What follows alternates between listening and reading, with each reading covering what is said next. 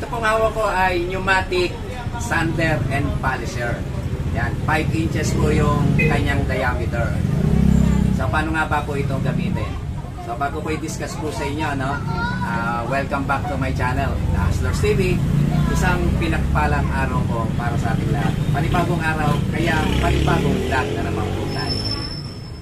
Ito po ay tinawag na pneumatic polisher and sander dahil ito po ay ginagamitan po ng air compressor. Yan. So, bago tayo dumako po doon sa air compressor, paano nga ba ito gamitin? Ito po, ito po yung nakikita nyo na sa ibabaw, pine-press lang po yan, siya po yung nagpapaikot na. Once na naikabit na po natin, yung hose ng air compressor. So ito nga po pala, no, itong pads na nakakabit, ito po ay ditanggal lang po yan. So ayan po. Ito po ay napili ko sa online, sa Lazada, na nagkakalaga po ng 999. Sama na po yung shipping fee. Then, ere naman po ay nakabubod. Pinili ko po ito ng bubod.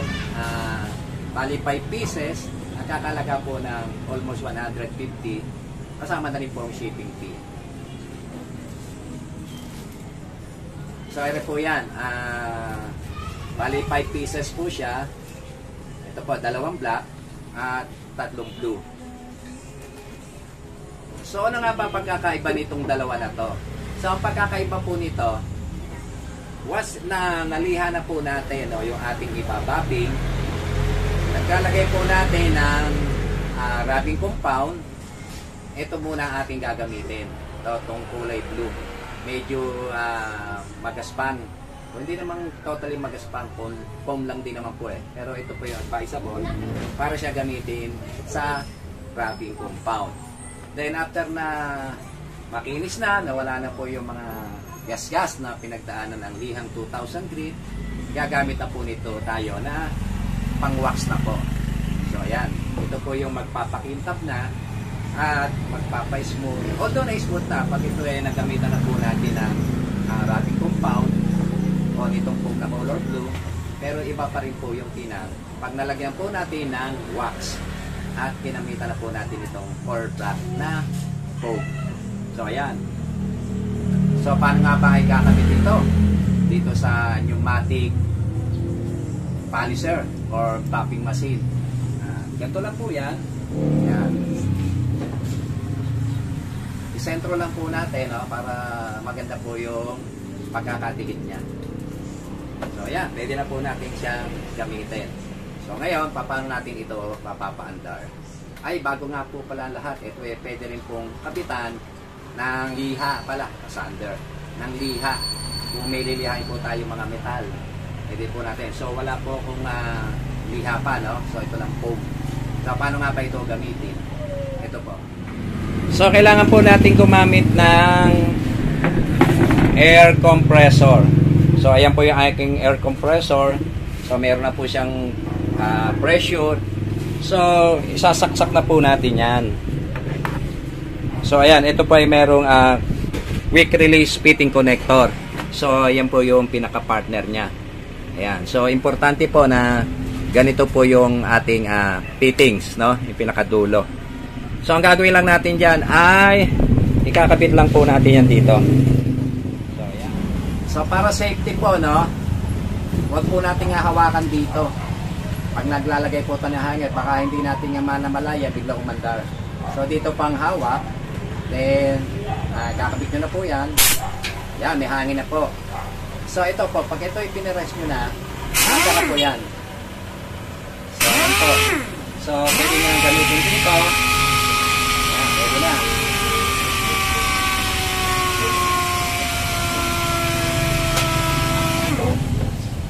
So ito po ay meron po adjustment ng speed.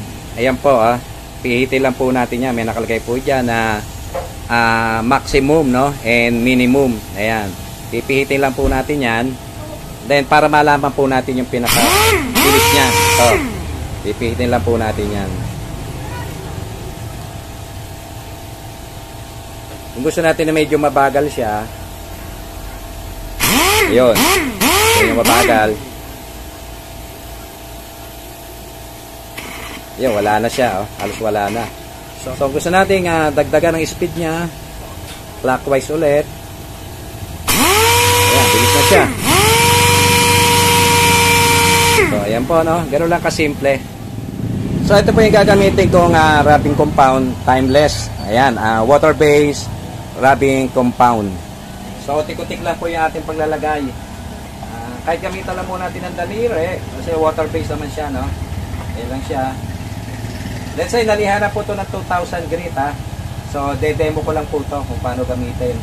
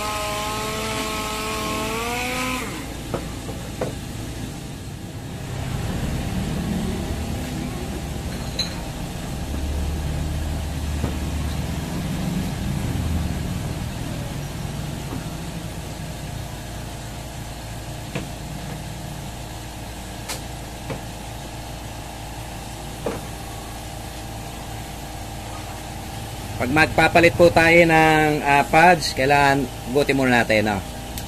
Yun. Ayan, papalitan ko na po ito.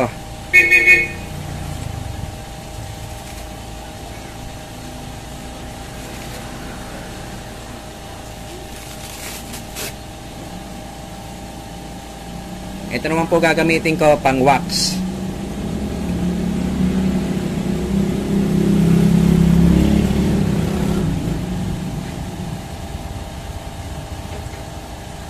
So, ayan po ang safety, ha. Ganyan po, ha. Kayo nga hawak dito, tatakbo po yan. Ayan, ganyan. Pati huwag din po kayo hawak dito. So, ayan po ang safety. Then, lagay na po ito. Hilahin lang po natin. Then, pasok na po natin. Yun po, meron na po yan. Ayan. After magamitan ng rubbing compound, so, isusunod naman po natin ay turtle wax.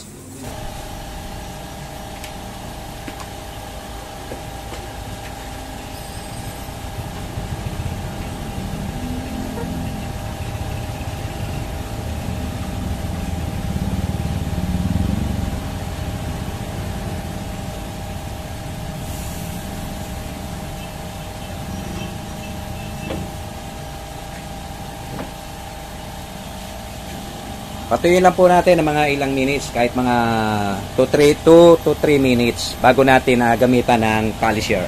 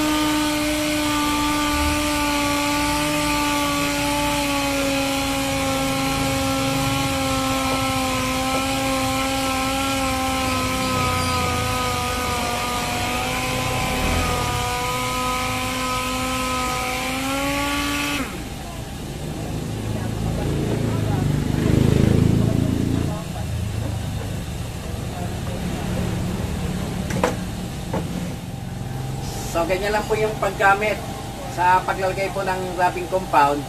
Ulit-ulitin na lang po natin ang paglalagay hanggat hindi po nawawala yung gaseous na pinagdaanan po ng sandpaper o lihang 2,000 grit. Ganon din po yung paglalagay ng wax. Ulit-ulitin din lang po natin hanggang talagang maging smooth na, wala nang gas-gas, at super kintab na.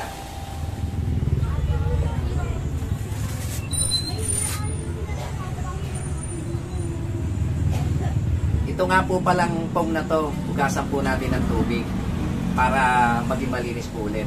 Ingatan lang po natin, no? Basta paagusan natin ng tubig, pinakailangan naman natin ng dishwashing liquid para malinis na malinis. Then, patuyin na po natin at atin na pong itabi. So, ayan po. Sana ay makatulong sa inyo ang video kong ito. At kung ito po yung inyong nagustuhan, baka pwedeng makahilit naman po ng isang like po dyan. At para naman sa mga bago pa lang sa aking channel at hindi po na-subscribe, please subscribe at pakihit na rin po ang notification bell para ma-notify kayo at updated po kayo sa mga video na aking ina-upload. Hanggang dito lang po, muli po ang inyong lingkod, The Hustlers TV. Thank you for watching, keep safe, and God bless.